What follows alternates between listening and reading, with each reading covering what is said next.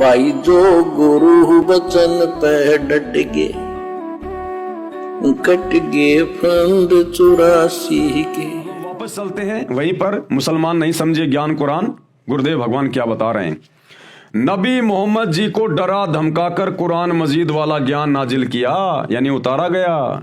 नबी मोहम्मद वसल्लम ने बताया कि मेरा गला घोंट घोंट कर जिब्राइल फरिश्ते ने कुरान का ज्ञान पढ़ने के लिए विवश किया। अभी आपने जीवनी हजरत मोहम्मद से अपनी आंखों से देख लिया। तीसरी बार जब गला भींचा तो लगा कि मेरी जान निकल जाएगी। एक प्रकार की वह यानी संदेश जब आती थी तो उसमें नबी जी को बहुत कष्ट होता था। जब एक आयत आती थी, एक संदेशा आता था, तो कहते हैं हजरत मोहम्मद को बड़ा कष्ट होता था, जबरदस्ती उसके अंदर डाला जाता था। यह शैतान के कर्म है। यह वह जब आती थी वह यानी संदेशा, तो घंटियां बजती सुनाई देती थी। नबी जी ने बताया कि मुझे बहुत कष्ट होता था। नंबर 6, नबी मोहम्मद जी की शेष मेराज सत्य है जो इस प्रकार है। पवित्र कुरान मजीद का अमृत ज्ञान पाक आत्मा हजरत मोहम्मद जी को मिला। हजरत मोहम्मद जी थे तो कुरान का ज्ञान हमारे बीच में है, इसलिए नबी मोहम्मद जी का अनुभव कुरान मजीद से कम महत्व नहीं रखता। अल्लाह के रसूल मोहम्मद जी की जीवनी में एक अनमोल प्रसंग है जो इस प्रकार है। जीवनी हजरत मोहम्मद में एक और प्रसंग बता रहे हैं गुरुदेव भगवान।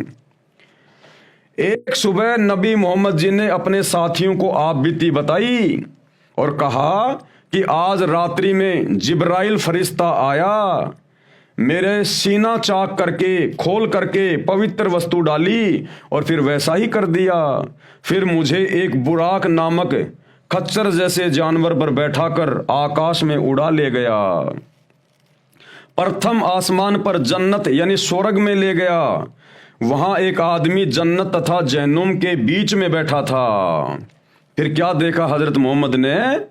वहां एक आदमी नरक और स्वर्ग यानी जन्नत और जहन्नुम के बीच में बैठा हुआ था और कभी बाईं तरफ देख के रोता था तो कभी दाईं तरफ देख के खुश हो रहा था। जब हजरत मोहम्मद ने उस जिब्राइल से पूछा कि ये व्यक्ति कौन है, ये बाईं तरफ देख रहा है नरक की तरफ, जहन्नुम की तरफ, तो ये रोता है, दुखी हो रहा है, और दाईं तरफ जब ये जन्नत की तरफ देख रहा है, स्वर्ग की तरफ देख रहा है, तो ये खुश हो रहा है। तो जिब्राइल ने कहा, ये तुम इंसानों का बाप हजरत आदम है। हजरत आदम इधर बाईं तरफ जहन्नुम में इसकी वो संतान है जो इसकी बात नहीं माना करती थी, भक्ति नहीं किया करती थी। तो जब उनको नरक में पड़ा हुआ देख रहा है, दुख उठाते हुए देख रहा है, चीखते चिल्लाते देखता है, तो ये रो रहा है, दुखी हो रहा है। और इधर राइट साइड में दाईं तरफ जन्नत में, स्वर्ग में अपनी अच्छी आत्माओं को देखता है जो सुख भोग रही हैं, तो ये खुश होता है। तो किसको देखा वहां पर? हजरत आदम को। यानी भाइयों और बहनों, अल्लाह कबीर ये पुस्तक लिख के सारी बातें बता रहे हैं और तुम्हारे ही पवित्र ग्रंथों में से पूरी सच्चाई बता रहे हैं। मुसलमान भाई बहन अपने मुल्ला मौलवियों के कहने से जिस अज्ञान को अपने जहन में बैठा के घूम रहे हैं ना कि भैया कयामत के दिन सभी आत्माओं को जो इन कब्रों में दबाए हुए हैं, इन सब को बाहर निकाला जाएगा और जिसने जैसे भी अच्छे और बुरे कर्म किए हैं उस आधार से फिर उनको जहन्नुम में या जन्नत में भेजा जाएगा।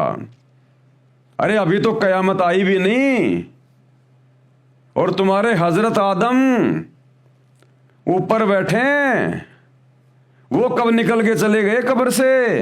अभी तो कयामत आई भी नहीं भाई, फिर वो कैसे चले गए ऊपर?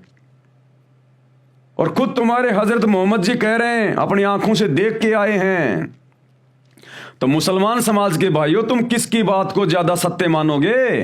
अपने मुल्ला मौलवियों की बातों को या अपने नबी हजरत की बातों को? तुम्हारे मुल्ला मौलवी कहते हैं कि हमारे जितने भी पैगंबर हैं, जितने भी मुसलमान हैं जो कब्रों में दबे पड़े हैं, जब कयामत का दिन आएगा सबको निकाला जाएगा।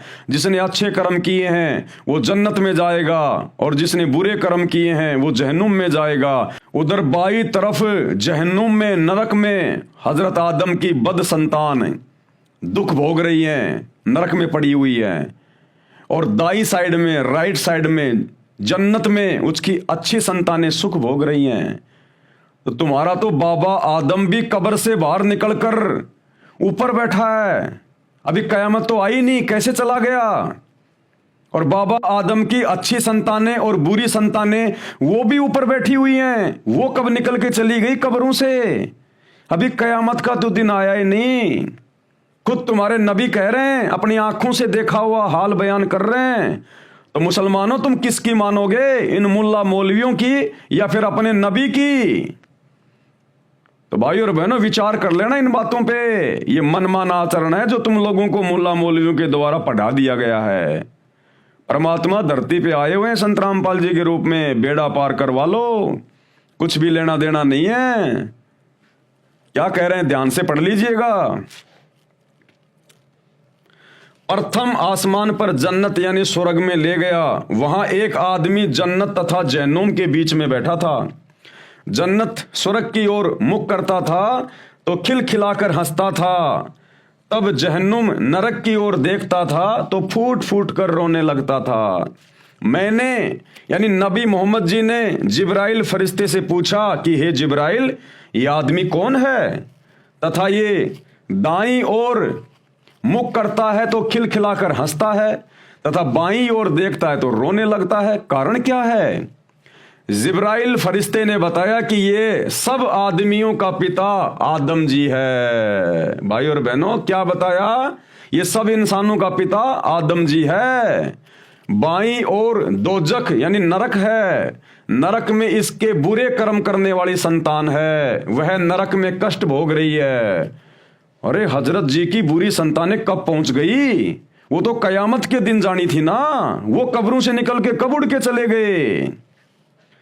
जो अल्लाह के बताए भक्ति मार्ग पर नहीं चली उसे दुखी देखकर रोता है तथा दाईं ओर जन्नत है, उसमें इनकी वह संतान है जिसने अल्लाह के आदेश अनुसार इबादत की, जो महासुखी है, उसे देखकर खुशी से हंसता है।